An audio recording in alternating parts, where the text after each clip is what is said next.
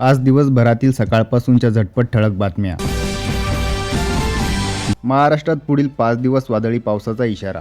महाराष्ट्रात येत्या काही दिवसात पावसाचा जोर वाढण्याची शक्यता आहे. भारतीय हवामान विभागाने पुढील 5 दिवसांत राज्यातील विविध भागांमध्ये मेघगर्जना, विजांचा कडकडाट आणि काही ठिकाणी मध्यम ते जोरदार पावसाची शक्यता व्यक्त केली आहे. पूर्वेकडील राज्यात सक्रिय असलेल्या कमी दाबाच्या क्षेत्रामुळे महाराष्ट्रातील हवामानात हे बदल होत आहेत. पुढील काही दिवस कोकण, सह्याद्रीचा घाट परिसर आणि राज्याच्या अंतर्गत भागात पावसाची स्थिती उत्तम राहील. दरम्यान विदर्भाला येलो अलर्ट देण्यात आला असून मराठवाड्याला अद्यापही चांगल्या पावसाची प्रतीक्षा आहे.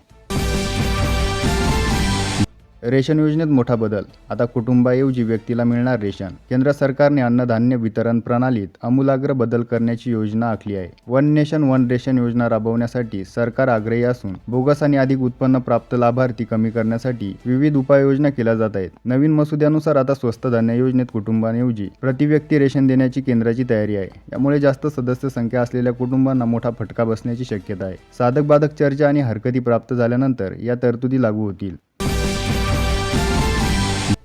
शेतकऱ्यांच्या कर्जमाफीची नवीन तारीख जाहीर. राज्यातील शेतकऱ्यांना 2 लाखापर्यंतची कर्जमाफी मिळणार आहे. पावसाळी अधिवेशनाच्या अखेरच्या दिवशी मुख्यमंत्री देवेंद्र फडणवीस यांनी ही घोषणा केली होती. आधी 30 जून आणि नंतर 5 जुलै अशी तारीख ठरूनही राज्यपालांची स्वाक्षरी न झाल्यामुळे हा मुहूर्त हुकला होता. तारीख पे तारीख मिळत असल्याने शेतकरी वैतागले होते. अखेर कृषी मंत्री दत्तात्रय भरणे यांनी पंढरीच्या वारी दरम्यान कर्जमाफीची नवीन तारीख सांगितली असून जुलै महिना संपण्यापूर्वी शेतकऱ्यांना कर्जमाफी मिळेल असा दावा त्यांनी केला आहे. यासाठी 20,000 कोटींच्या पुरवणी मागण्या मांडण्यात आल्या आहेत.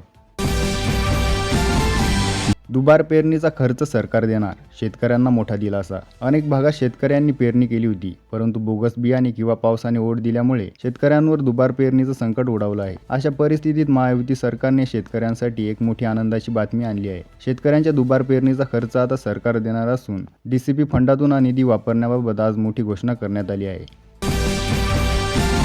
PM किसान योजनेचा 24वा हप्ता कधी जमा होणार? केंद्र सरकारची अत्यंत लोकप्रिय असलेल्या PM किसान सन्मान निधी योजनेच्या 24व्या हप्त्याविषयी मोठी अपडेट समोर आली आहे. या योजनेअंतर्गत दर 4 महिन्यांनी शेतकऱ्यांच्या बँक खात्यात 2,000 रुपये जमा केले जातात. गेल्या महिन्यात म्हणजेच 20 जून रोजी पंतप्रधान नरेंद्र मोदी यांनी 23वा हप्ता ऑनलाईन पद्धतीने जमा केला होता. आता पुढील 24वा हप्ता ऑक्टोबर 2026च्या अखेरपर्यंत किंवा नोव्हेंबरच्या पहिल्या आठवड्यात खात्यात जमा होण्याची शक्यता वर्तवली जात आहे. मात्र हा लाभ मिळवण्यासाठी शेतकऱ्यांना eKYC आणि इतर आवश्यक प्रक्रिया वेळेत पूर्ण कराव्या लागतील.